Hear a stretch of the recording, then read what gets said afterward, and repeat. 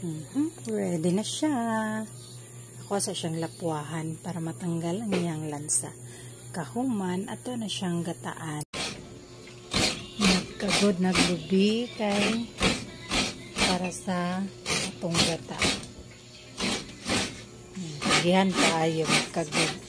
What we have here, atong lamas, natay sili, natay onion, natay luya at chalog, ulo sa tanglad.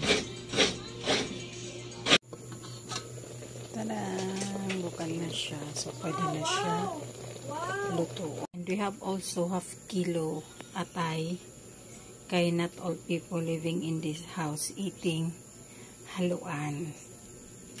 So, while gahulap sa pinagod na lubi, ito na to ang atay.